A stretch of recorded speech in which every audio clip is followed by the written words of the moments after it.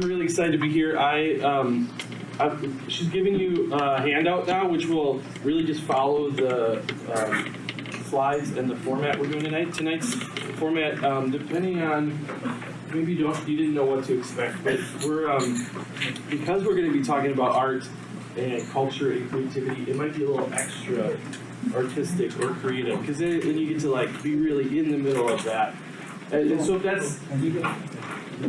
that's not your jam, which I'm sure for some of you is not your jam, I encourage you. It's a great opportunity to learn about maybe other people's preferences or what they get excited about. Also, I really truly believe it's really important that we all think about this as believers, because this is a part of how culture becomes redeemed, and that we actually change the cultures that we're around is through thinking about this.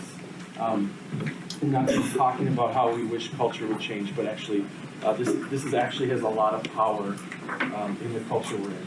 If you think about the amount that imagery actually affects and pushes our culture to certain things. In fact, if you think about the way technology has changed, which I know next time we're talking about technology, the way technology, even the way we're designing apps, and what people spend a lot of their times on looking at squares of images, right, on their phones, and the power that those squares have in their lives, which hopefully we'll see some of that power around us, and hopefully even see what it looks like, a redeemed maybe version of some of that looks like.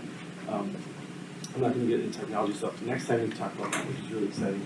But today I just want to talk about this, about culture and art, and what it looks like to create gospel wonder. And so first I just want you to take a moment at your table in just a few seconds, in a sentence or two. I want you to share with one another what comes to mind.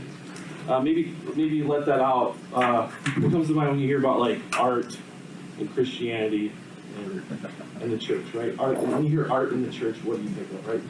Please don't use 4-letter words. Use nice church words. That's your response to that. That's going to be your response. But share just really quickly at your table for a moment what that's like to you when you hear church and art together.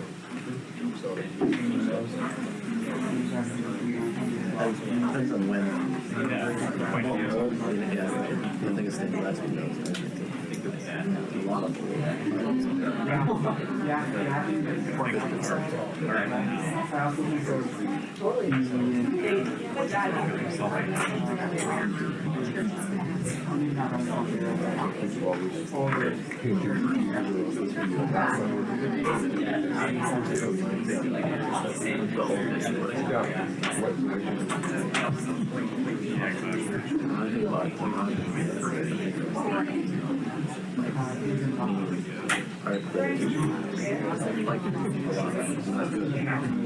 Christians without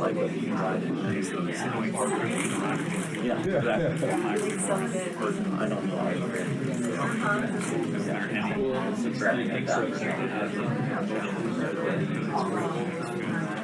All right, I'm going to stop you. We're going to have a lot of opportunity to discuss and process some of these things. And so that's just the beginning of that discussion. Let me get a couple of responses to that. What are things that come to mind? How do you feel, or what do you think about when you think of art, the church? Everyone's talking, so yeah. What do you guys think? I was going to say what I thought. You say what you think. We thought of kind of some stained glass windows, Gothic revival architecture inspired by Christianity, and bad movies. And bad movies. Like beautiful architecture. Terrible movies. Okay. Anyone else think of bad movies? That comes to mind. Yeah, that comes to mind. What else comes to mind when you think of art and the church? Other than bad movies. And beautiful stained glass. Anything else? Bad Christian rock music. Bad music? Bad Christian rock music? Yeah. I remember I went to art school for a few years, and I remember people couldn't believe that I had friends who couldn't believe I was a Christian, and then they could not believe that I was an artist and a Christian. They were like, how in the world, man? It's so terrible. How could you how does that work? And I remember really having to think through, what does that look like to be a Christian and even a new believer, and studying art and seeing really great art that none of it seemed to be inspired by the gospel. And anything I was seeing inspired by the church was always like a literal picture of Jesus on a cross, or like a picture of like a hook catching a fish with a Fishers of Men quote or something, right? Like, or just terrible T-shirts, right? Or actually, before I was a Christian, I remember seeing T-shirts where people stole logos of like, like Burger King, but it said like Wonderful King or something. Remember these shirts? They still make these shirts. I remember seeing those and thinking, oh, that's wild that Christians can't like think of their own art. I remember thinking that and thinking, huh, that's weird. And then becoming a Christian, like, I don't know what to do with that, because now I guess I'm supposed to wear like, stolen art, bad art. So I think I really worked through that, and I'm hoping tonight we can together work through some of that. What is the purpose of that? Because I don't think that shirt necessarily does what our hope would be with the gospel. So this is my hope tonight. First, we're going to look, the first little chunk of our night, we're going to look at this idea of us just stopping and beholding and doing what Job's friend says here. Listen to this, Job, stop and consider God's wonders. I think part of what is important for us is the importance of stopping and beholding and looking around us, which you all did. We see around us. We're going to get an opportunity to look at those. We stopped and we're still and just took in what God's doing around us. And there's some beautiful things in that actually compel us to want to follow Jesus. Actually does something in our hearts and our minds different than if we just said something about God. But more, we're going to investigate that more. And then we're going to switch to what does it look like then for us. You have multiplied, O Lord my God, your wondrous deeds and your thoughts towards us. None can compare with you. I will proclaim and tell of them. Yet they are more than can be told. So what does it look like for us to see those wondrous things, and then for us to then overflow those things, right? To be blessed and to be blessings. What does it look like for us to actually create in a way that would cause other people to want to look to God? So that's our hope tonight. We're going to start with a video that actually compels me. The beauty of it compels me, and also the actual content of it is about this topic. So this is a video in a series of videos called "For the Life of the World." Anyone seen the "For the Life of the World" series? Benji and I have. Good. I love this. I've seen this video probably 20 times. This whole series is created by artists to help compel what does it mean to follow Jesus. And this one segment is kind of in the middle of it, but it speaks on this, and I think it'll help get some discussions. And they compel this in a way that I couldn't just by talking, which is kind of the point tonight, that we can't just talk. There's more to it. So we're going to watch this. It's about 15 minutes. So we're going to watch this, and at the end I'm going to ask you to share something that stood out to you. So think of something as you go that stood out, and you're going to share that at your table. So if somebody wants to flip a few lights off for us, that might be helpful. And just sit back and relax and enjoy this. Be inspired by this. We need to move to get away from the poles. Get to the move.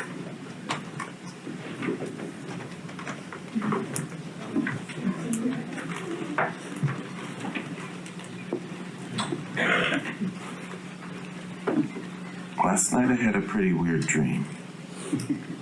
Why don't you tell me about it?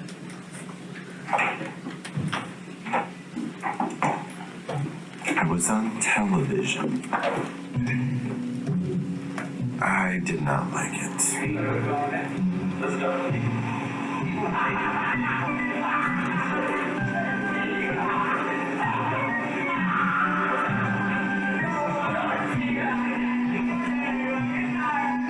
matter how hard I tried, I could not escape myself.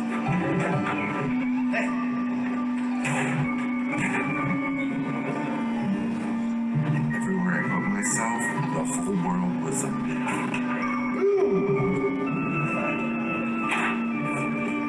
And everything was all about me.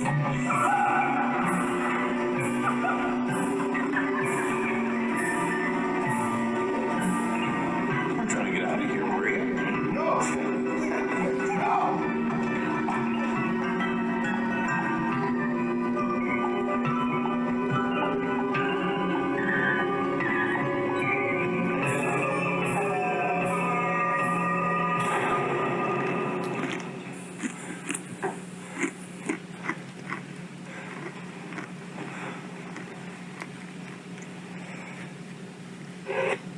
And how did that make you feel?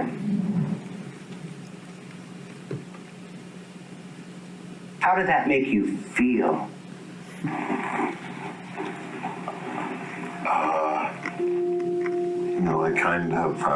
I kind of liked it at first. I felt connected and I felt affirmed. But I got kind of old. Maybe the world shouldn't be about me. I just felt alone. I don't think you should feel that way. It's important to take care of yourself, to be true to the God within you. Go ahead. What? Just do it. Have it your way. Because you're worth it. You're in good hands. Steve, are you okay? I don't want to grow up. Oh, the feeling. Life short. Play hard. Taste the rainbow. Think different. He who dies with the most toys flies the friendly skies. Taste the rainbow. Oh, my son. Oh, my son. Oh, my son.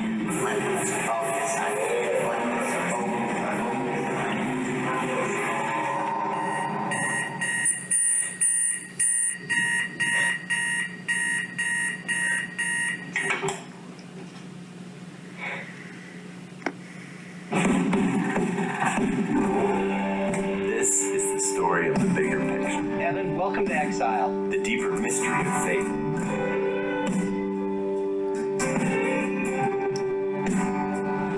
This is the story of God's mission in the world and our place in it. I'm Evan. Hi, I'm Evan. These are my friends. Evan, what's going on? And this is For the Life of the World, Letters to the Exiles.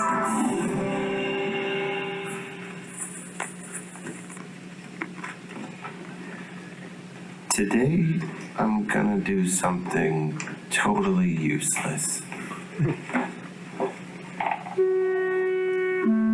Beauty is the word that shall be our first.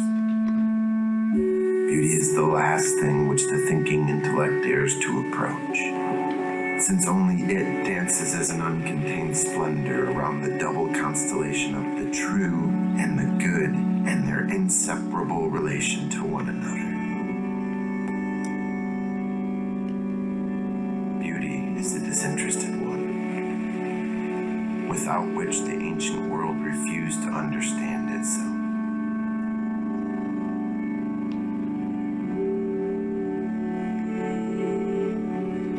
A word which both imperceptibly and yet unmistakably has bid farewell to our new world.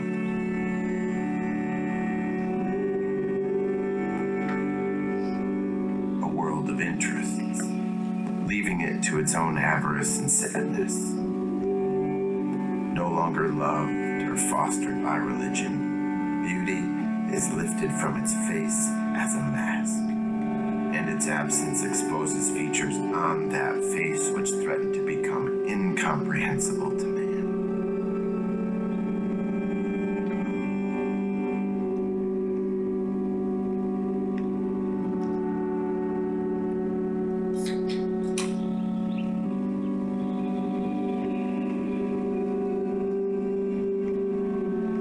No longer dare to believe in beauty, and we make of it a mere appearance in order the more easily to dispose of it.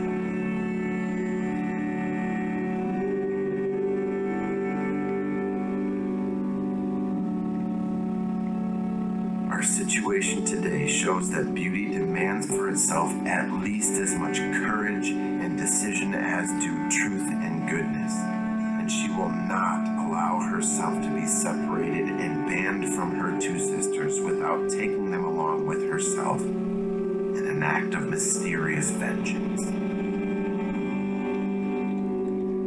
We can be sure that whoever sneers at her name, as if she were an ornament of a bourgeois past, whether he admits it or not, can no longer pray, and soon will no longer be able to love. Wow. Who wrote that? Hans Urs von Balthasar. I think Balthasar's making a lot of points, but the main point is he's talking about the importance of wonder. We almost, in our culture, never give ourselves the space to appreciate the value that things have in and of themselves.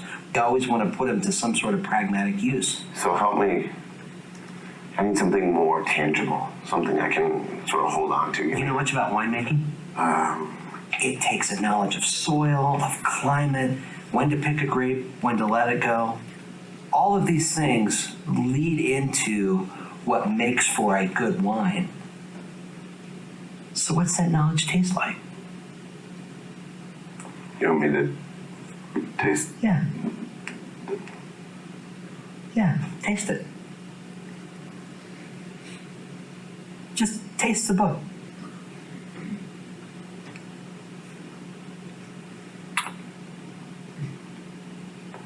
Tastes like book.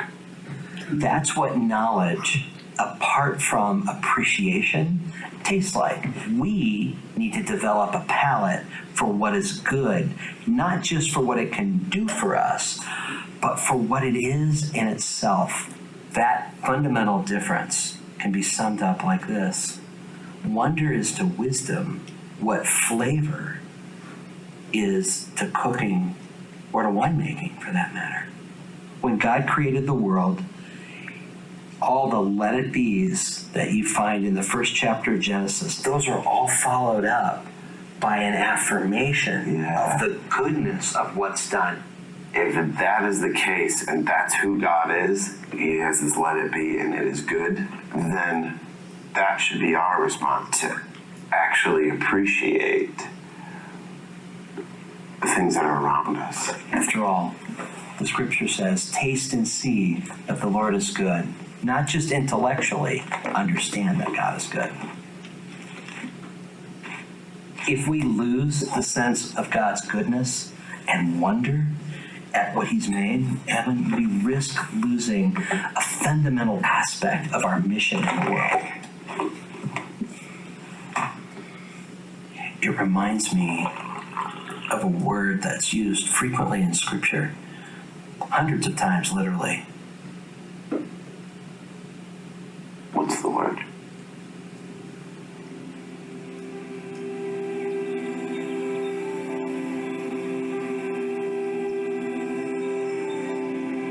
Perhaps the greatest thing that we can do as a Christian community is to behold.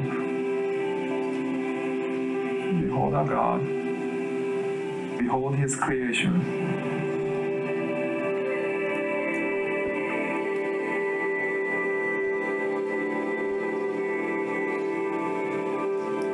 The church has exiled beauty from its conversations, and I think that we need to rediscover the beautiful in order to recover ourselves, our humanity.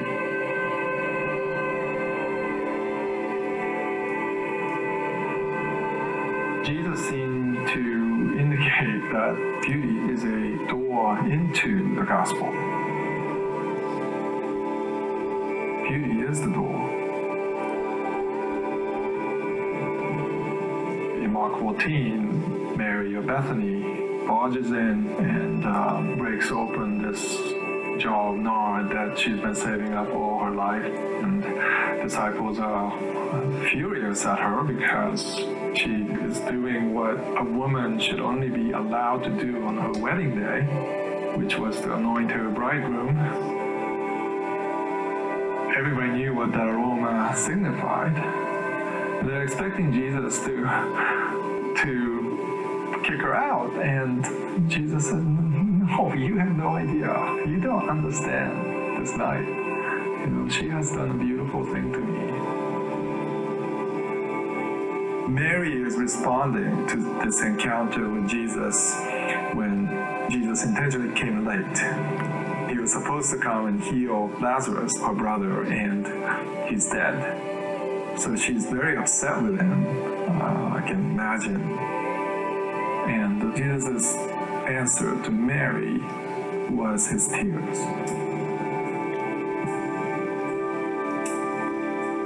Jesus wept. When Jesus wept, it was this gratuitous, useless beauty that was flowing through him into her, and she knew that. And so all she could do was to think, what is the most valuable thing that I have to offer back to him? So she grabs this jar, runs in. She wasn't thinking about this drama that she would create, probably. All she knew was that Jesus is going to suffer. So the only thing she can do is anoint him. But what she has done is beautiful and enduring because it's ephemeral, because it's useless, because it's a waste. God somehow demands of us so much more than just this transactional nature. It is really about the gift that we've been given, and the only response we can give back is with extravagance, with gratuitous beauty. And we need to tell this story, not the story of the pragmatism, not the story of utility. This story of extravagance, gratuitous beauty, is the gospel. That is the story that I have come to die for.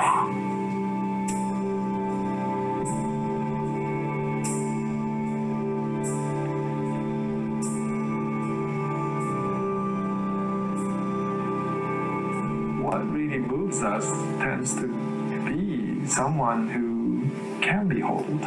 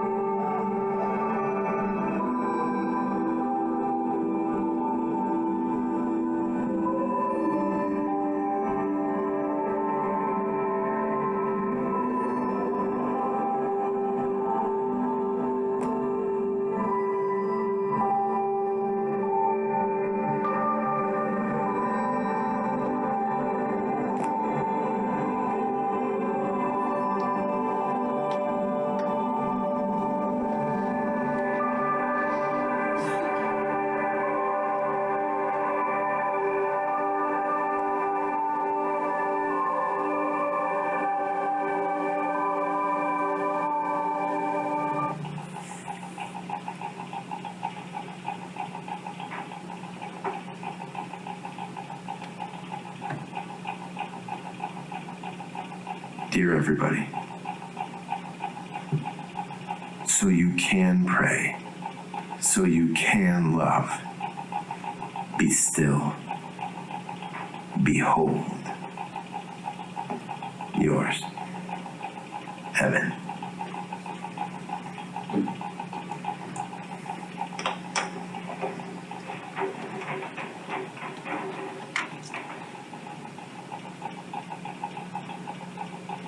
So we'll grab the lights first.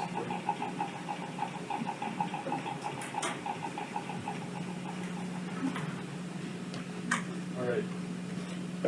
So I'd love for you to take a few moments to start to process what you just saw. There's lots to process. But what stood out to you? I want to encourage you to not just. I don't want you to discuss if you liked the video or not. I want you to discuss what did the video, what wonder or what did you behold or what did the video stir in you? So it's hopefully something. There's lots of stuff in there. So discuss what about what the video said or showed you, what kind of stood out to you, and then also I'd love you to start thinking about what is a place or time that you felt great sense of awe. When have you felt this wonder, that wonder at beholding, or some of those things that are trying to, I think, inspire us in the video with. But when have you felt that? So what's something that stuck out to you in the video, and when have you felt that in your own life? Because it might not be from walking in the woods. For some people, that's not, right? Turtles are dirty, and you don't want to be around turtles. But there's something, right? Doesn't all of you sent us a picture, so we know that. So what is something that has inspired on you? So take a few minutes to discuss this today.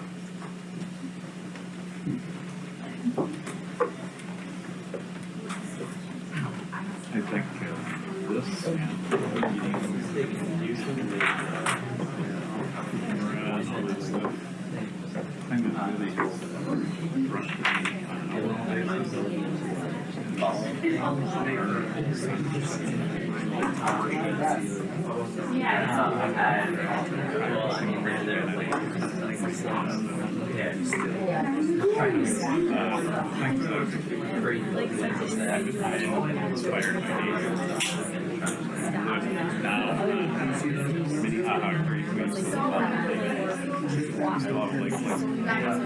every morning, I restarted out of here,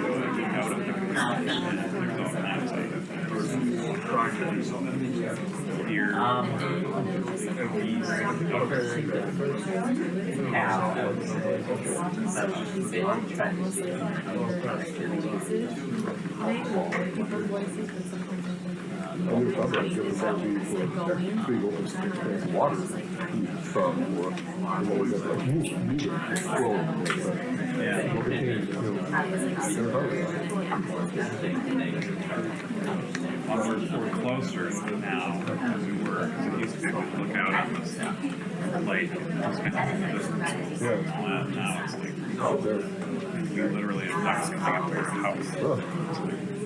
Hey, how are you? We're saying it was God. No, no. How God like that. Dan Miller actually just some of the group of friends and folks can't link place. And they were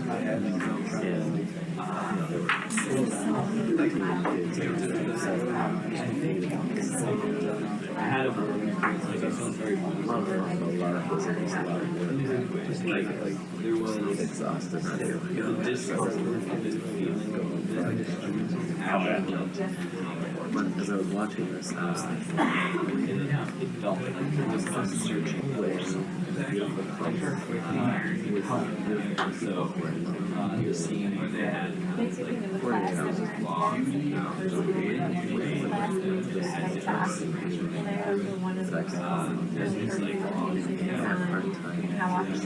big damage.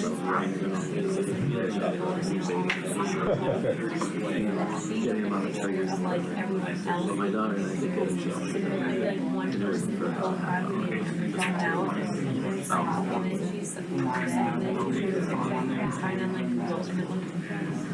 Actually, the phrase that was at the very beginning of the video, something about how many people went. I thought that really was The idea was like intellect stops where there was something to that idea. You really don't always learn. Yeah. It just stops. It's like it shuts it down.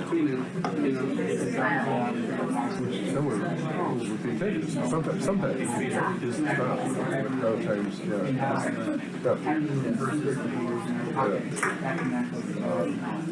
my sister-in-law had a doctor of heart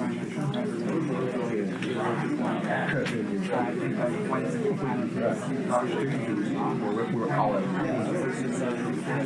there's explaining the intent and I got it. The word is coming in, I understood it. But I was muffled. So I was magnifying it. So as I was watching, I started hearing that. I started hearing that's what she talked about. The deep meaning. That people who are beholding the art, and you see it. Difference between what you think the artist is saying versus what has the meaning of that song. How do you like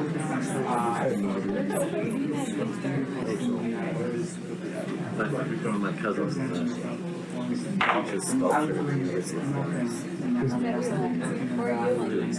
Which very few people are. I'm gonna give you 1 minute. One more minute. So like one was the most greatest thing I had good food.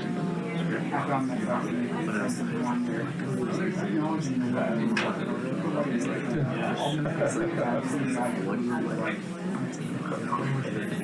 when you only get up and you had all this like art history, he wasn't denigrating anybody, but it was just like don't make it complicated. I'm sort of free to have somebody who had so much art educated and say like it's very just like vastly art like this has been a place All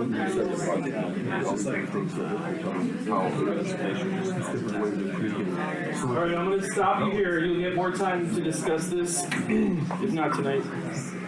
You know where each other live. Continue the conversation. The first time I ever watched this with a group of people, we went through this with a group of high schoolers. We had a really great experience. And this was one of the ones that really struck them when we got to this. Up until this point, we're talking, and some of the other sessions in this video series talking about a lot more pragmatic things about what it looks like to follow God, why the word's important, why the work we do is important. And so all of a sudden, this was the thing that paired it with it. But it's not just the knowledge. If you remember the book, How to Make Wine, but until you taste wine, there's like you don't get like the full picture. I really like that imagery. There is something about that knowing. And the first time we did this, we did it with some high schoolers, and not long after that, I was at a theme park with some of these high schoolers, and they were trying to convince me to go on a roller coaster. And I don't like roller coasters. And one of them was telling me all the reasons why we know it was a brand new roller coaster so it wouldn't fall apart. I kept telling him why I didn't want to. Now I'm a bigger guy, it makes me a little nervous. What if it breaks? What if I fly out of it? I don't want to die on a roller coaster. I don't like how my stomach feels, right? I'm giving them all these reasons, and everyone's giving me reasons why countering those. So we're having this intense debate, right? Apologetics of roller coasters. And then one of the kids says, "You don't truly understand, Drew, until you just go on the roller coaster." I said, "Oh yeah." He goes, "You have to experience the wonder before you can make a decision." And I thought, like, I'm so proud of you that you applied this study we're doing. I'm not going on the roller coaster. It truly, and we had, it's kind of this wonderful moment. We talked about it, and he was like, "I can't explain it, but when you go on a roller coaster, something happens. Even though I can say you go up and down and spin around," which actually doesn't sound that exciting, maybe for me at least. But then once you're on it, there's something that, right, you experience, those two things kind of come together. So that's one of the things I want us to think about here. Just I think this is one of the really important concepts here that we don't want to miss. That this connection between knowledge and wonder and experience, those things are actually something that are mixed together. We see this a lot in Scripture in the fact that we talk about people like David, who was not just a very good warrior, right, or a good king, a good administrator of a kingdom, but he also wrote a big chunk of our Scripture that's poetry, and he was a musician. And so I think we live in a time that can be very specialized, and whether you're a person who likes math and is an engineer, or you're a person who didn't like math and so you went to art school, or you're someone who liked math and went to art school. And so we can specialize that, and I think culturally that limits us because we no longer necessarily see the value of being someone who can understand great knowledge and then pair it with this wonder experience, right? We can actually be people who can taste. And I would just assume a lot of you experience that in whatever you do. When you have that moment at work when you've been working on something for a long time and it finally comes together, maybe it's been years, and it comes together and that thing starts to work right and doesn't break. And you're like, whoa, there's this experience that's more than just it works now. There's something that comes together in that, whatever that be. Or you have an experience where you're working with a person and something happens that's more than just clinical steps that happen, but they actually are healed, or that person sees something differently, or something changes, and there's an experience there that causes wonder, right? It motivates, inspires, and changes us. I think that's really important for us to see. So a few passages that have been impactful for me, and this is on your sheet of paper here or up here if you want to just look at these. This one from Psalm 27. One thing I ask from the Lord, this only do I seek, that I may dwell in the house of the Lord all of my days, to gaze on the beauty of the Lord, to seek him in his temple.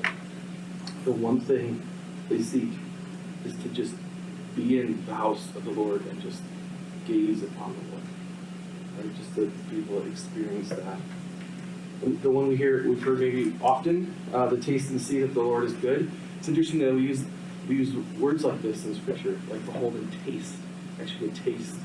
What does that mean, right? We're not lick. How do you lick the Lord? And right, that was weird to even say that together, right? How do you taste the Lord, right? But when you say that, I know what that means. If you say you've tasted the Lord and He's good, I can say, yeah, there's something there more than just the steps of understanding what the gospel is, which is really important, right? The key ingredients of Jesus came and died and He actually lived and then He rose and He's God and all those really important theological things. There's something about tasting that wonder that actually for me was part of what made me step over the line of just knowing things and actually following Jesus. And lastly, just in Psalm 46, be still and know that I am God. I will be exalted among the nations. I will be exalted in all the earth. You think back to the beginning of the video, there's this, I think, this is very counter to a me-centered universe, which means I don't want to sit. We might like to sit with a selfie, right? With our camera on the selfie mode. There's something about switching that over to beholding the things around us that actually it causes us to be more creative and wiser and enjoy life more. We see this I'd say not just as a Christian thing, but we see this over and over culturally. When people say you put your phones down and look out around you, and serving others causes people to be healthier and to have better mental health and all these things. There's something about us being designed to behold the things around us and not be here in Psalm 46 we see there's something about us being still, knowing that God is God, and then exalting Him being the one who gets all the praise. I'd like you to take a second here to think about what would stop this. So what do you think stops us from beholding around us? Because it's really, I think part of the gospel is to actually believe there's not really anything we can do, right?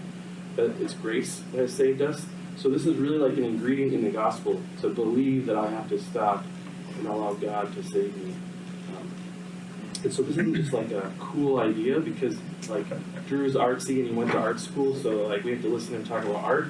This I think is a key part of thinking about the gospel, being still, beholding what God is doing, and responding to that. What causes us not to do that? So I'm going to give you 2 minutes to brainstorm that. What's a couple of things that stops us from beholding and stops us from tasting, stops us from gazing upon the Lord. Life. How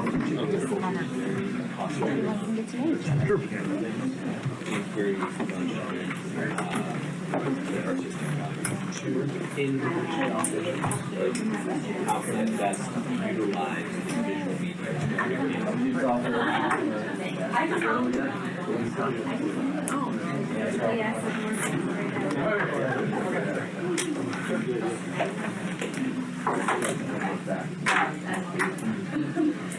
Marks of life as in capitalism. So that kind of is big.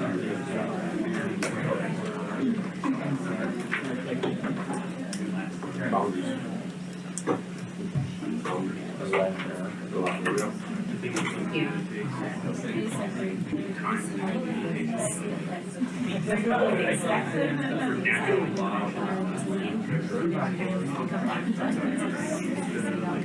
sometimes feels like law real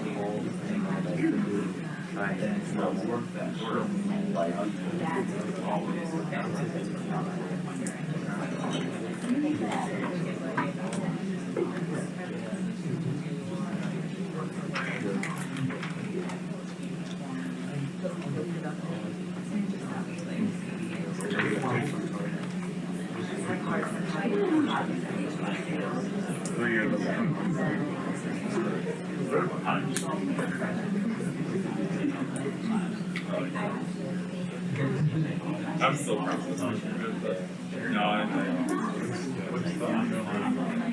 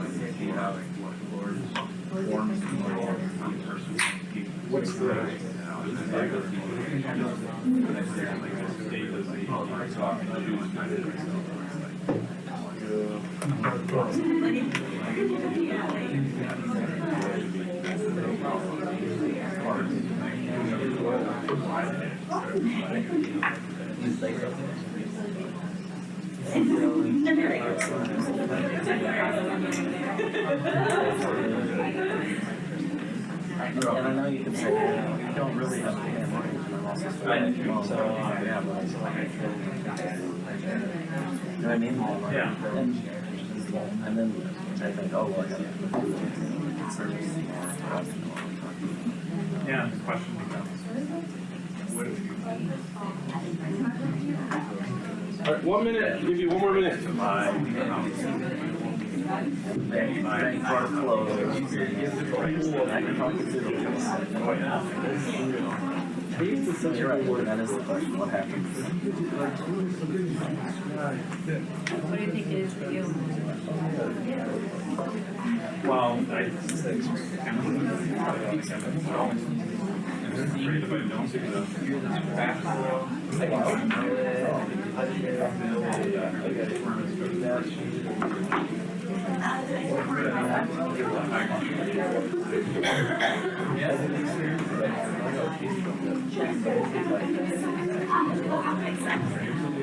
My capacity, what I can do is over abundance. That myself, everyone.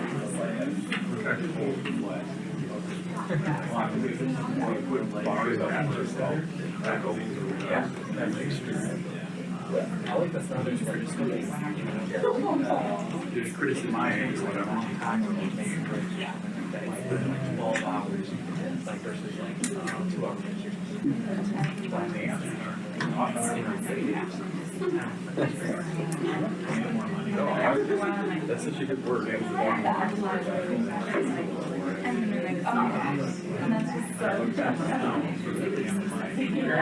How often do we make that? First time I heard it, like, Well, I thought it was like the announced guy.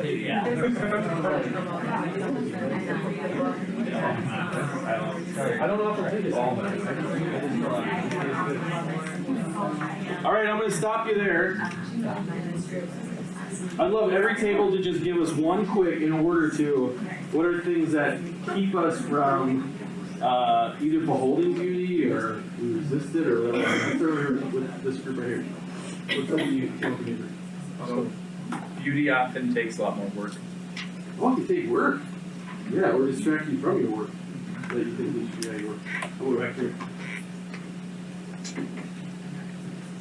It's like a team building activity. They have to decide who's the one who gets to share. We talked about utility or distractions like popping your crisis or like the output of something that stop us from stopping. Yeah, we want to be productive. And stopping a gaze sounds like it's not very productive. Yeah. Or at least others will tell us that. How about back here? We kind of talked about those things as well, but we also said that the beauty around this becomes normal, and it's harder to recognize. Like, if you were to go on a trip and come back and you see things with your eyes again, it's like you become almost immune to what's around us after a while.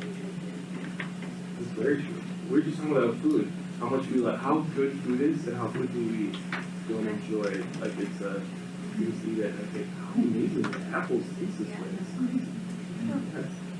How was this for Brigger?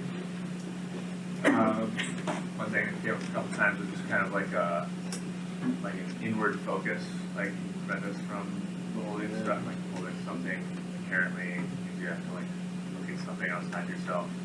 And so if you're always focused on how everything interacts with just me, then it's kind of hard to behold anything. That's very true. From the back. We talked about like what was something next, like what's next, like what is the next thing that you have to accomplish from there. So being so forward thinking kind of makes it pretty fun. Yeah, we're not really good at being still because it feels like we're unproductive. Like in the video, he said like we need to be useless, which sounds quite negative, right? To be useless. Yeah, there's something though about being useless, right, or weak, maybe that would allow God to even increase more when we're not always moving to the next. Yeah, especially I think we're in a culture, right? This is very countercultural to not be like moving to the next or thinking of the next or even being okay with where we're at. And think of you like in a career, there's something about being okay with where we're at seems strange almost. Then like there's something beautiful about just staying where you're at. And then last, this group over here. We talked about the fear, fear of not being in control, not being productive. When you stop to behold instead of letting go. Yeah, yeah. Fear of that. I even have the fear of like what I'm going to behold. I have like a little bit of sense sometimes, like if I stop and behold God, He's going to tell me something I don't want to hear. Like I kind of have a sense of like He's going to say. Usually He says you should slow down more, because I stop and go like this is really nice. Even if that is just because I take 20 minutes when I'm driving to work to think differently about what I'm seeing or what I'm listening to or practically what that looks like. It can be a little scary. Like what's going to happen if I don't just keep going? Those are great. Those are really great. I think we want to. We're going to shift gears here in our last bit of time here. And not just thinking the importance of this, because this is, I think it's important. I think we kind of understand this when we stop to think about how important it is to stop and behold in our relationship with God, and actually see, like, just be in awe. I also want to shift though, because I think we are the ones who get to create it often around us. So in my own experience, the reason I experienced like the wonder of who God was and the wonder of the gospel wasn't because someone told me all the right things, but I actually at the same time was experiencing those things. The people around me were actually allowing me to experience what it looked like to be in the family of God before I was in the family of God. I had people forgiving me, people willing to like set aside their own preferences to care for me, people moving into my life even when maybe I wasn't always fun to be around. And those are things that actually caused wonder in me and caused me to be inspired. I think, why would this is strange, but I kind of like it. There's something beautiful about how these people interact with me and the community that I'm in. And while they're explaining who Jesus was, that same wonder was kind of washing over me. And so that power of that is that we get to create that. We get to create the wonder of the gospel in how we around us. And it doesn't need to be us painting abstract paint, right? And when we get through up or whatever's happening, then we go, right? It doesn't need to be the way we take pictures. It doesn't have to be anything visual. It doesn't have to be anything with music. It can be just the way that we're living, the way we're creating things around us, whether that's creating space or creating homes or all those things, which starts getting tied to hospitality, which you're going to talk about later in a few weeks, right? 2 weeks or something, 2 months or something like that. So I won't get to that, but this is what I want us to move towards because you have already done that today. If you heard Kaylin and I had the same experience, I walked around and got a little teary at some of your pictures. I thought, how crazy that an image and an explanation of what God's doing through that image, like, inspires me. Like, I will leave the room today different because of these images you've created. So what I want us to do is actually have that opportunity to experience what you guys have already created. You've already created this. So first step tonight, and that is I'm going to ask us to walk around and enjoy the gallery. So I invite you to do that for a little while. We're going to walk, try to see each picture, take time to read them, and I'm going to ask you to pick out which one, like, if one kind of inspired you or connected to you, or you thought that was really interesting or even just really insightful. Which one is the one that maybe stirred some wonder in you? Because we're going to, for a few minutes, have you walk around, and then I'm going to stop you, and then I'm going to have you actually give a tour to your table, or to your cohort, of that picture. So I'd like you to become an art gallery tour guide. And you're going to take your group to a photo and explain why this photo was not only impactful to the person who took it, but now next level of that actually inspired you. Does that make sense? So right now we're just going to mingle. So stand up, mingle around the gallery, take a look at the photos, and in a little while I'll stop you. You can share your favorite. Interesting, I like that gallery. Yeah,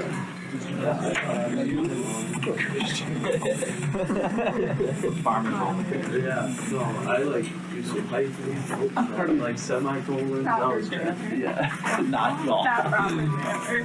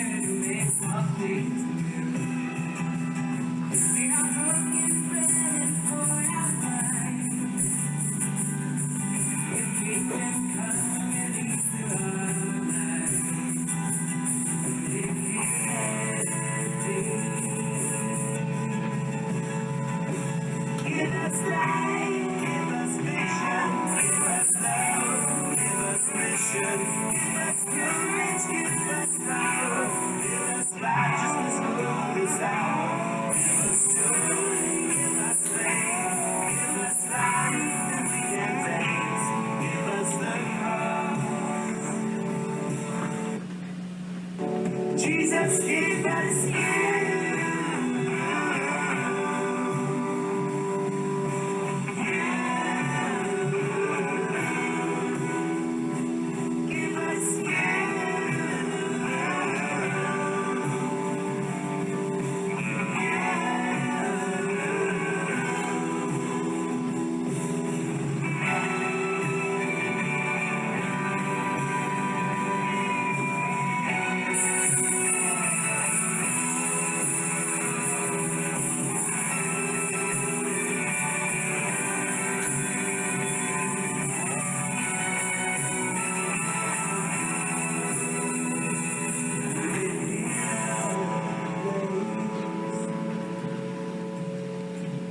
Give us light, give us vision, give us love, give us mission, give us courage, give us power, give us righteousness for this hour, give us joy, give us faith, give us life that we can taste, give us the cross,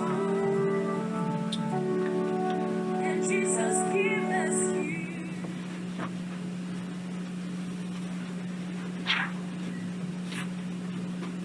Oh, draw me into your rays. You disarm me. I must confess as my little heart unfolds. Your endless light overflows. You is surrounded by 10,000 suns. Oh, you can take the heaven. Jesus can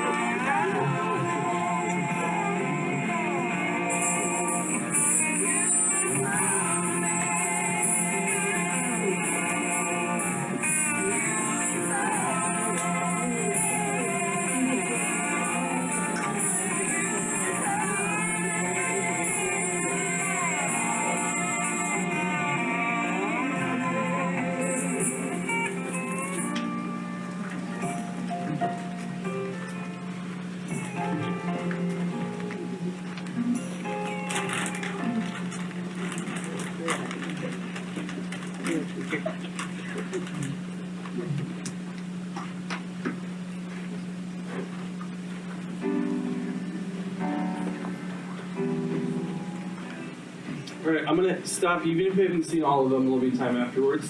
I'd like you to grab your cohort and take turns walking to one that kind of impacted you or a favorite, and give a little tour, one at a time, to a different photo for the next little bit. And then have a seat when you're done.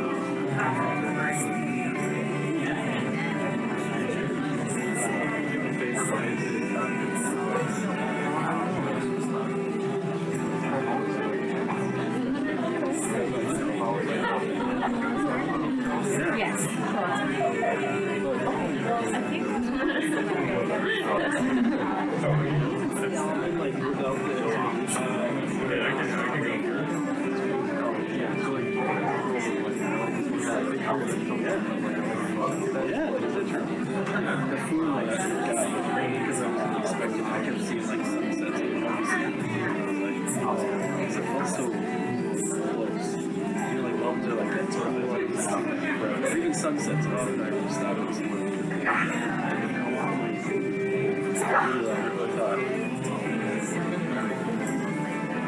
Just like sucks them down.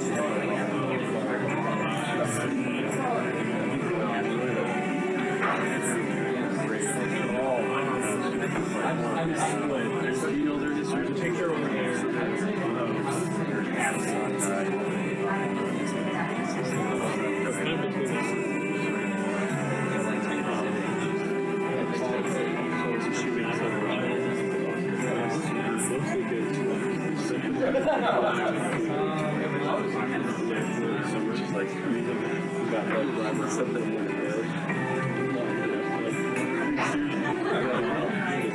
power of that photo because that could keep us which is really hard. Like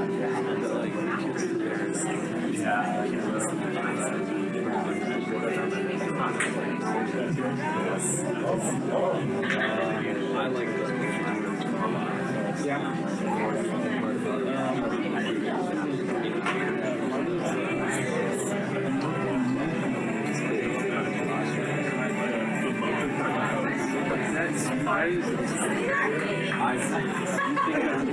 Like explain it to friends like wow, we're down here. That's weird.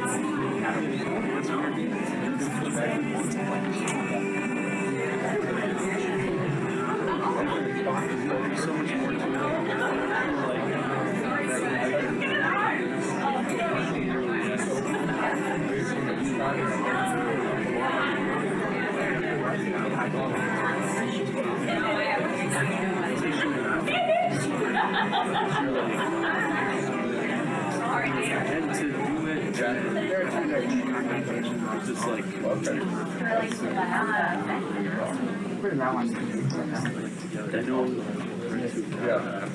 and to do it, just like I know here, so we do it like we just say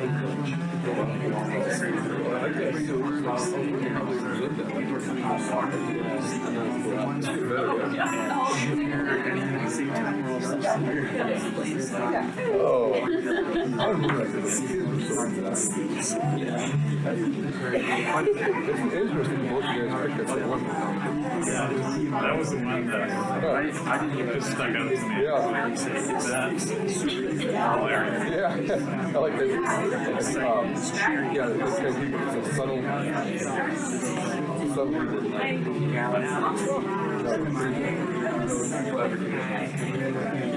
we haven't run out of stuff. Yeah, actually, very long. Oh, so Church to read. For sure.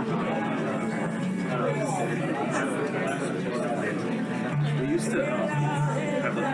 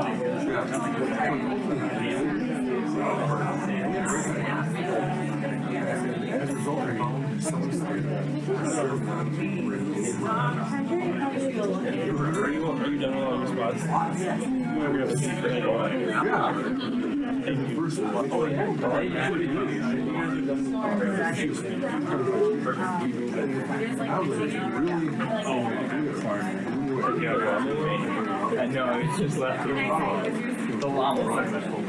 As soon as you finish, grab a seat back at the table, keep moving.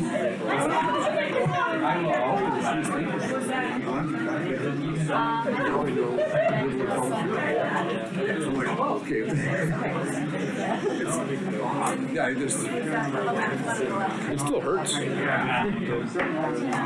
you.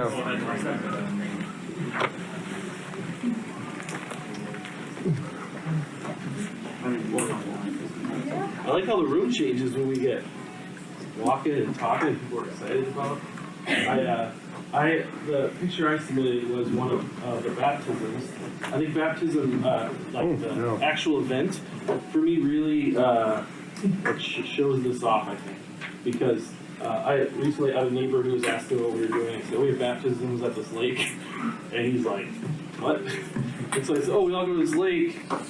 And then we go in and we dunk people. And you don't do baptisms as babies. So that was strange to him. And then he said, so then do you all swim? And I was like, oh no, we don't swim. we just dunk them and then we go eat food. All people just go home. And we all cheer though. I'm trying to explain it's amazing. We all cheer. It's one of my favorite moments of the year. And he said, that seems weird. Why would you dunk people and then leave? That's a strange thing. And it is really strange, actually. If you're just thinking, if you just have the knowledge of what happens, right? The steps that happen, you all drive to, why go to Snail Lake? Why not do it closer? Then you hang out and you just dunk quick, and not all of you swim. That all seems very strange. But if you understand, what's going on, then there's this different experience, right? Because when that person gets dunked and comes up and we all cheer, we're not cheering because they got dunked, right? And they're not swimming. There's this story behind it. And that moment is this culmination of all those things. And I think there's some really cool wonder in that, right? That changes. And the stories we hear of people experiencing a baptism as a friend who's not a believer, and that actually being part of their story of coming to know Jesus, because they went something happens in that moment that's different than people getting dunked. And so I think for me that really shows it off. In a lot of years we're in the same. I'm how do you pick one of these? And they're fantastic. I'm just inspired by that. I have another short video for us that we're going to watch that hopefully will spur us even more conversation. This is actually another clip from a different episode of these videos, and it's very short, but it's actually just a guy reading a story. They've rewritten the story of the Giving Tree. Everyone know the Giving Tree, kind of the old classic. So they've rewritten that story and they read it to kids and get their reactions. That's pretty much it. I don't know if I can say it. If someone could grab lights again. That'd be really helpful. I think I have to, turn the music off, or that would be really distracting.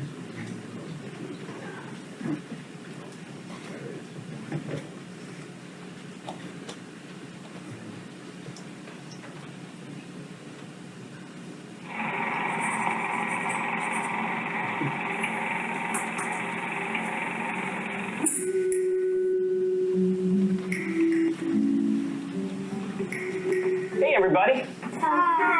We're going to read a book today. It's called The Ungiving Tree. Well, we're going to read this book, and I want you to ask some questions, because we're going to talk about this book.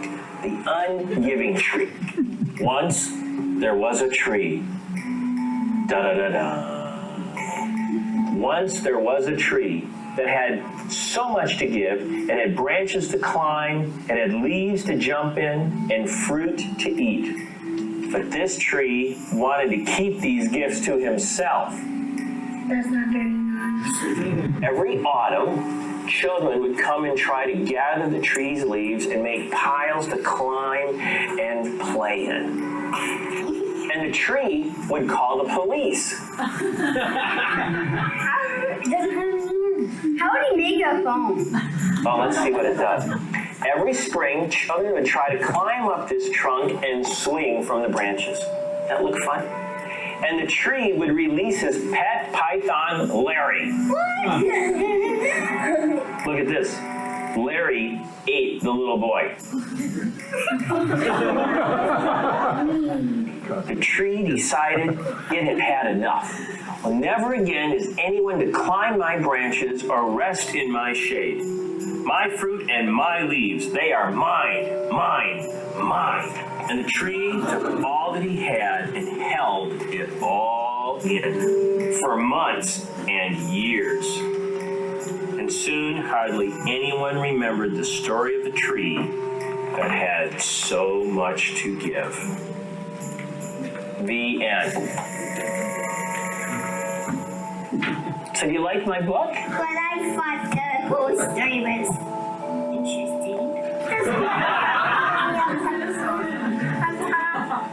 So what's the purpose of a tree? Climb, gather leaves. Trees give us wood to build some houses. They do? What, Josh? What are trees supposed to do? Our trees, we wouldn't have any paper. And trees give you fresh air. So are you telling me that it's the nature of a tree to give? Yeah.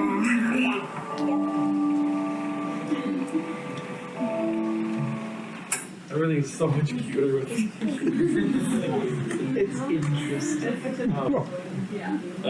This is a great story to flip. It sounds just terrible. I watched this with my kids and they thought it was insane. They thought we should burn all of those books. So I wondered, do I say that in my house? Burn books? So I want us to move towards this idea, which we already got to experience that around the room, but think that our object here is not just to make something look awesome so that people will want to follow God. We're actually just reflecting and blessing out of the blessing. So we actually experience wonder. We actually behold, and then we just reflect that, right? Or overflow that, or however you want to say it, right? We get to turn that back. And so we're not doing that. We're actually not doing what it's in our nature, right? So I think in that, some of that discontent and that the uncomfortableness, some of you can share a little bit of those things, happen because maybe we are actually beholding God. Maybe we aren't blocking that so much, but we aren't returning that. So then people around us are not experiencing the wonder of God because we are the ones who do that. We actually called image bearers. So God could have set it up so that he just comes down and tells everyone to follow him, and then we all hang out until he comes again to do that. But instead he creates us to bear his image. So as we walk around in our daily lives, wherever that is, you get the opportunity to create wonder with the people around you as you overflow that blessing. Which is a big job. Thankfully we're not alone in that, right? That the Spirit comes in us and we actually can do that, which is a pretty cool task. It actually changes, I think, how you think about each thing you do in the day. That you actually are getting to bear an image of God and experience. These things that we have pictures of around us could be pictures of us to the people around us. Now, I guess you have people in your life that you could put up on the wall and say, this person has shown me the beauty of the Lord, and experience that with them. And I hope even in your groups of people, right? I have that with people in my small group. I have people in our church, those experiences that we get to have. A few of those passages that are hopefully encouraging, maybe challenging us. On this one from 2 Corinthians, you'll be enriched in every way so that you can be generous on every occasion. And through us, your generosity will result in thanksgiving to God. So we have been a lot of generosity given to us. And we get to then in turn, in every occasion, be generous in what we do. And what will that do? Not cause people to be in awe of us, but be in awe and thankful for God. And then in Genesis, we just get to see the beginnings of this. I will make you into a great nation, and I will bless you. God is talking to Abraham. I will make your name great, and you will be a blessing. He's going to make them into a great nation. Why? So that they too get to be a blessing. This is the beginning of. This is why we were created, and still why we were created. So throughout, Jesus came actually to help us figure out what that was supposed to look like. If you see it in his life. So this is this I think for me is so important because we could get wrapped up in the artistic part of this, that we just want to create beautiful things because they reflect God, which I think is true.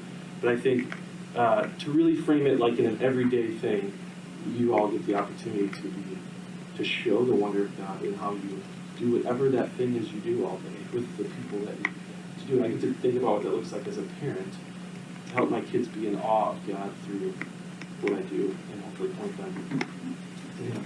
I have an activity for us to do. I like to do around your table. If you look at your sheet there, the Philippians 2 is there. Philippians 2 is an encouraging verse. It reminds us that we're to imitate Christ. So it's this idea of being blessed by Him and being a blessing. And I want you to think about it in a certain way, actually. The whole passage is there. I want you to do a mini Bible study together right now around your table. And I want you to think of it in this way. What in this passage inspires awe and wonder?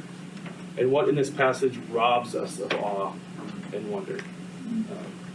Which might be actually difficult to do. It should be a little difficult to do. I want you to read through that together and think about that. Maybe circle it, take some notes. What in here what inspires you, and what in here would not inspire you? And maybe think about it from different people's perspectives. This is supposed to be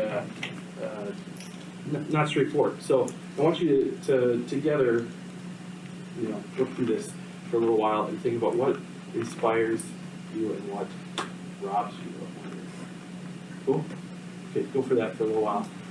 Work through that together at your table. Discuss it amongst yourselves as you do it.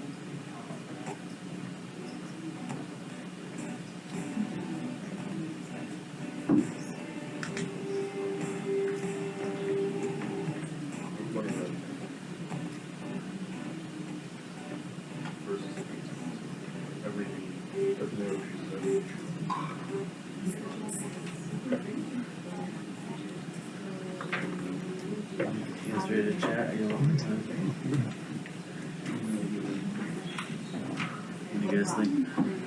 A couple of us, several things inspire awe of the just that whole, you know, I hear the word, but the whole concept, you know, Christ Jesus being the very nature of God. He didn't consider himself part of that. It's like, this is the best card in play. But it's saved so much effort.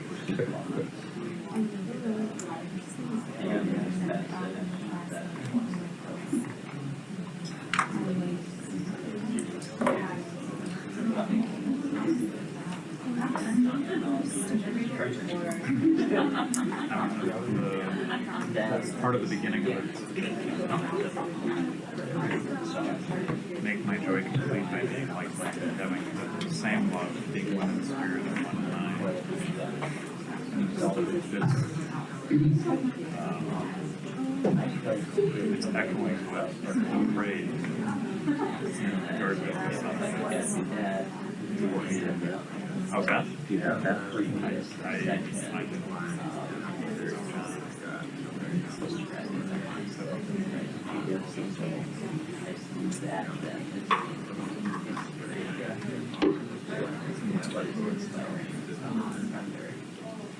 Prayers for oneness. Oneness between he and his Father. Oneness. Actually, that was one of the two spots I highlighted as well. And I was thinking more practical. Or I guess the way I do tend to be blown up. Unity seems so good. Real unity and Think about it,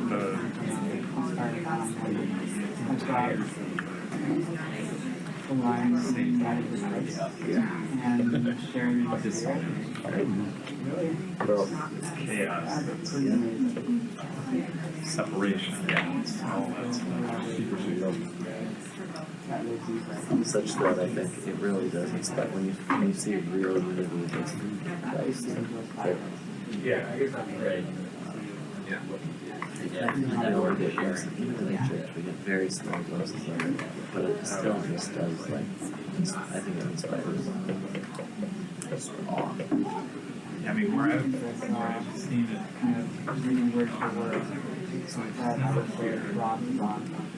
When I was doing Young Life way back when I saw it there, especially when we take them to a camp and we do this whole series of talks. And the second to last one was what the speakers were always great, good speakers, they could articulate things well.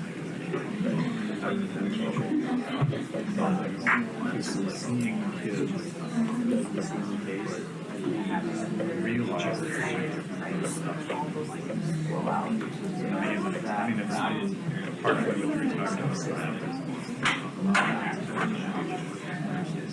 Maybe even more so because kids that can't be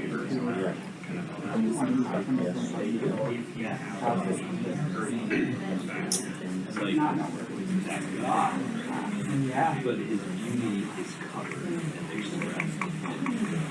So I think the subtlety actually. I also felt with Mark, the verses that you were reading, rather he made himself nothing by taking the very nature of a servant. I found myself thinking Jesus washing his disciples' feet. Yeah. And I guess the disciples didn't fully grasp the significance of it, but they've got Jesus enough to know. If I was I'd be like, okay, what do we say? Think of how amazing and how physical for him to dig in the bone of a serpent, taking each of their feet.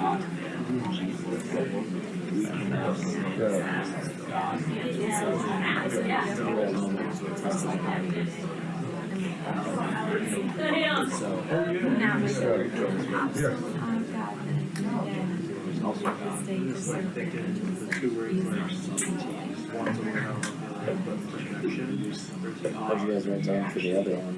Rob's on.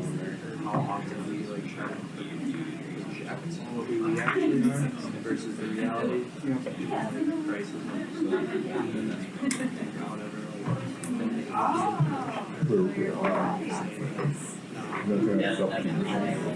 not considering you not making himself all that just drops. Yeah, just like, it's like a drive. No value. Thank you. One more minute. One more minute. Okay. Probably 6 people are. Happy llama, that llama. What's the no, it's the all the words are animal history. So those are animal people. All right, I'm gonna stop you there. We're gonna land the plane. We're almost home. Well, then we get to go home. I'd love to hear some of the discussion you had over this passage. What you thought inspired awe and wonder, and what things robbed. You could think robs us of awe and wonder, or just any discussion you had. Maybe you went down some kind of rabbit trail. That would be interesting to all of us. Maybe you want one that isn't, so don't share that, but maybe it would be interesting. Maybe you want to volunteer to share. They don't have to point at tables. Well, I was thinking about your photo that you've chosen and just different perspectives if you know Christ and if you don't, and how in the middle here where like we need us as believers to worship, to think like he went from being God and he chose to be man and he chose to be humble and he chose to suffer and be obedient to death. And to us that can bring us worship, but if you're not a believer, like that's crazy now, how would you do that? Yeah. Like why would I worship God? That's not All those things are not they seem wonderful. not good. Yeah. Good call. Yeah. These words like death that I read and go, oh, how good. And then I'm reading someone else, they say like, what are you talking about? Why did this guy die? What else came up? Adam had an interesting example of how like the cross back before Jesus died was, I mean, even still is a symbol of like death and just an absolutely horrible way to die. And that, you know, it robs us of all wonder, you know, having to think about those things, but then God took that and flipped it and made it into a beautiful symbol of the gospel. Yeah. It's really good. Very similar to what Mike was sharing, I think. When you read this, what could be words like servant and humble, even death on a cross, obedient to death, seems like they could rob you of, definitely rob you of wonder and awe.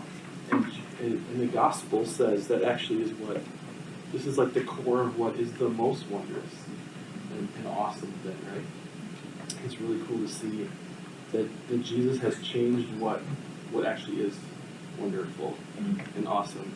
And he takes things that would be typically rob us of that and has made those wonderful, glorious things. Which is really a pretty incredible thing. So how do I don't have an answer for this. How do we go about our days helping people see that death and humility and servanthood actually aren't awful, but actually wonderful? Right? Not awful, but awesome. And when people experience that, and you are a servant and you bear your cross, there's something about that actually people wonder, I think, in a very real way, wonder, how in the world could they do that? That usually seems to be a terrible thing, and somehow it's wonderful in my life because someone's done it. Because it's been done to us through Christ, and now we get to do that to others. I think it's cool how much Jesus flips on its head, and just in this passage we get to see the definition of awe and wonder change. Wonderful. I want to leave you with the question that's on your sheet. And just a moment to think about a takeaway. I don't want you to leave just with lots of things swirling in your head. Maybe you can land somewhere. But up in the middle, next to the Ungiving Tree, which is actually not a book. I was hoping you could buy that book. But Joel Silverstein does not want to allow him to print those for us. I was sure there was some of them. That question next to it, though, is the art of your life, whatever that art doesn't necessarily need to be painting, right? The art of your life causing others to wonder if there's a God greater than themselves is, I think, a helpful question each day. Not intended to convict you where you just feel paralyzed, I don't know what to do, but to ask yourself. I think it's another way to ask ourselves, are we fulfilling the Great Commission, right? As we go about our day, are we helping people see the beauty of the gospel and creating gospel moments throughout your day? Great, so I'd love you, as we wrap up here, to take the last few minutes at your table to just do a one thing, which is just pick one thing today. What's one thing that you'll take away? What's one thing that you'll, whether that's an idea, or maybe God actually did something in your heart today. What's one thing you'll take with you, put in your pocket and take home with you? So share that, maybe think about it for a moment, write that down. It's actually really valuable to write that down. And then share that amongst your table with each other. And then I believe our off-road captains, you have a cool title, captains? Generals? No? that. Bishops? We'll Alright, so you just got about 4 minutes to do that. So write something you're going to take away, what's sticking out, and then share that at your table.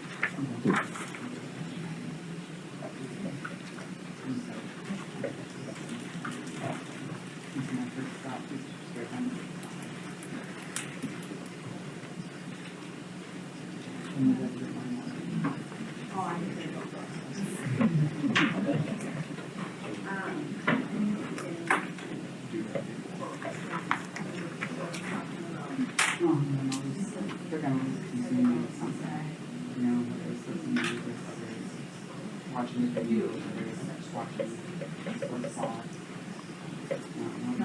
Either consuming, there's something else doing, consuming multitasking.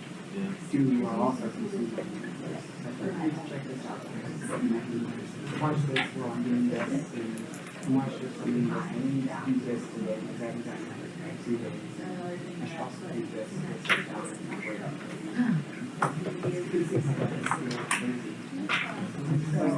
Sit down in my chair. For half an hour. Literally just sit in my chair.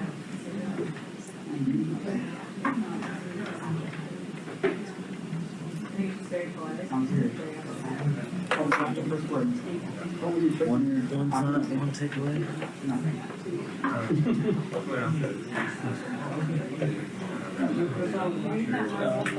For me, it's just hard to I really do think some things you can just take a walk.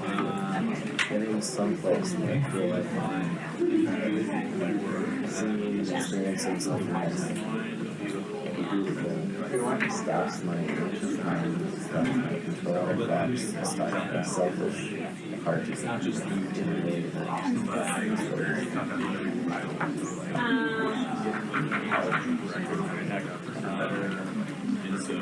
have and I said it's what it is. It's not new. That's to be experiencing. I desire to take some consideration take this out. So God's going to enjoy the experience.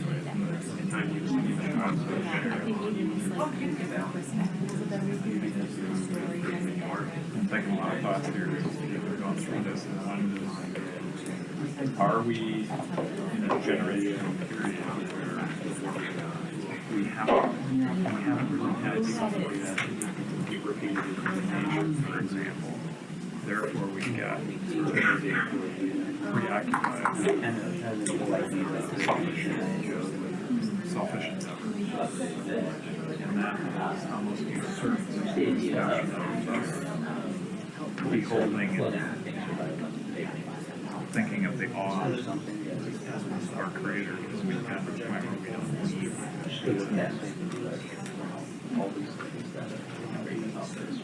Yep.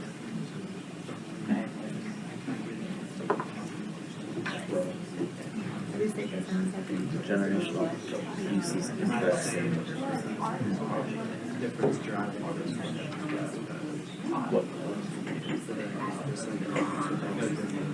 I'm from a different generation, I guess. I'm interested in. Well, I look at, I'm part of the baby boom, right? So World War II ends. It's like, what suffering has the United States gone through as a nation since World War II? Depends on what you mean by that. You know, like more universal sense. Yeah, I mean, we haven't, you know, the Great Recession, people that lived through the Depression, right? There haven't been there have been wars, but there's There have been pockets of course, right? There's been groups, marginalized groups who say it's suffering. Oh, yeah. Sure. You're right. And it's probably this time totally different from like right. Yeah, 3,000 people died versus. And then a small group was part of the it's like, you know, all the different things that went into this thought. By and large, But I didn't have to experience any of that. yeah, my generation didn't. And I look at, when I came of age, it was like the 1970s. So that was the first generation. And I actually look at the millennial generation. I'm going to give you 1 minute to just finish up. My generation is and I see the millennial generation. You know, it's like we lost the purpose. You need purpose back. Right. Because if you ask me why I hate my job or some of that stuff, I would have said because I wanted to make a lot of money and now I did get to a point where I said, why am I doing that? Today of all days. I took a couple months off. All right, I'd love for you to keep chatting about that. I'm gonna stop you now. I'd really like to pray for you just as we end here, and then I think there's a few quick announcements or things to know. But I want to pray for you. This is one of my favorite prayers. It's out of Ephesians 3, and I think this prayer is very wondrous. It gives this really wonderful description, and so I'm just going to read the prayer here in Ephesians to you, but I'd love for you to join me in praying. If it helps you to, I want you to think about what this prayer is saying. It's pretty amazing. So that helps you to close your eyes, whatever you need to do. But let's end our time with this prayer. Just pray over all of this. For this reason, I kneel before the Father, from whom every family in heaven and on earth derives its name. I pray that out of his glorious riches, he may strengthen you with power through his Spirit in your inner being, so that Christ may dwell in your hearts through faith. And I pray that you, being rooted and established in love, may have power, together with all Lord's holy people, to grasp how wide and long and high and deep is the love of Christ, and to know this love that surpasses knowledge, that you may be filled to the measure of all the fullness of God. Now to him who is able to do immeasurably more than we ask or even can imagine, according to his power that is at work within us. To him be glory in the church, in Christ Jesus, throughout all generations, forever and ever. Amen.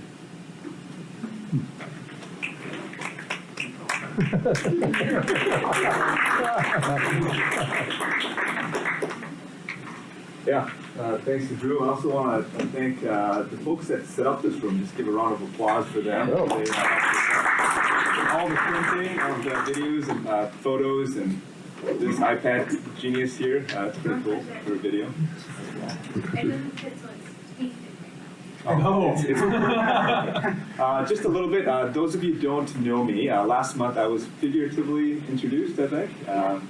Benji Matthews, been coming to Hope since 2004.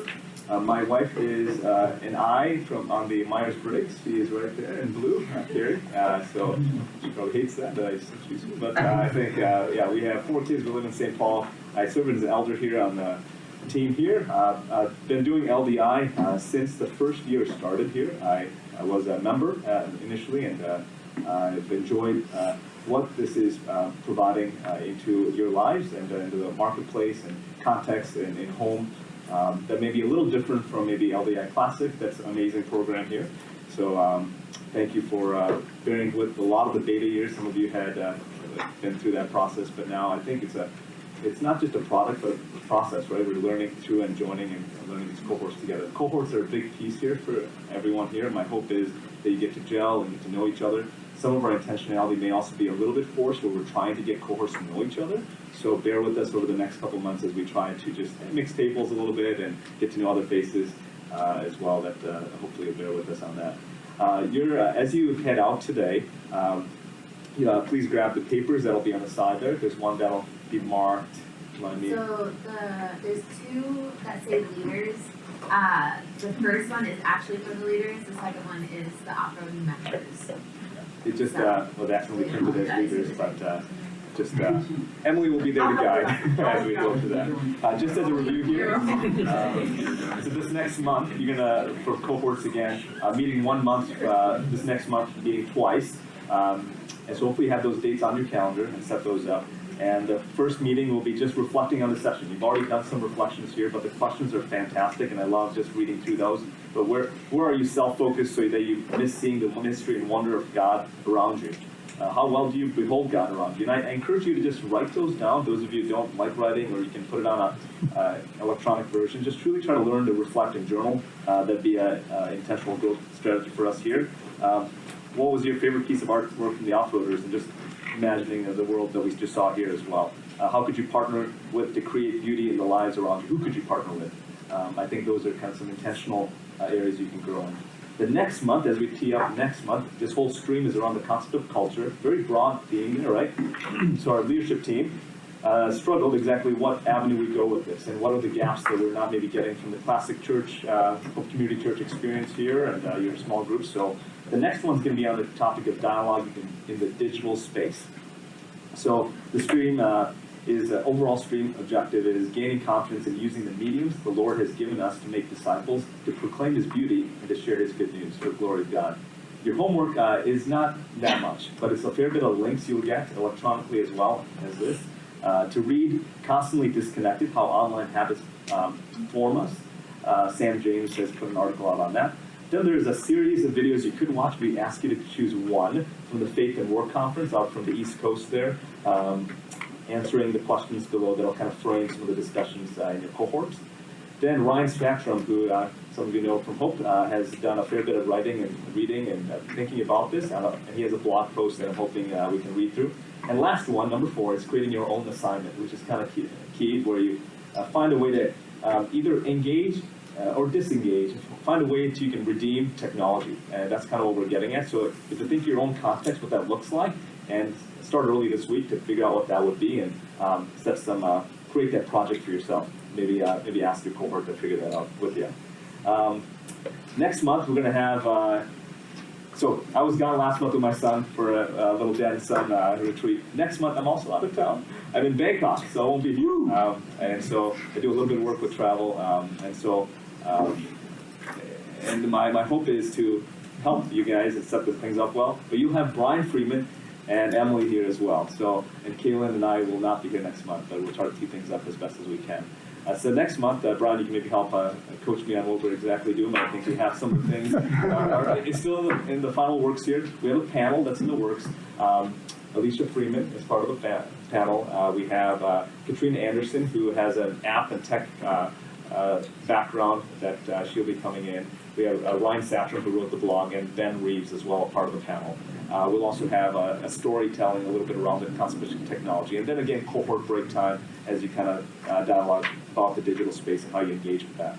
The last month will be on a really fun topic about more of the marketplace engagement, really focusing on the concept of hospitality. So hope you like this kind of culture building concept we're kind of putting together that'll kind of interact well with each other.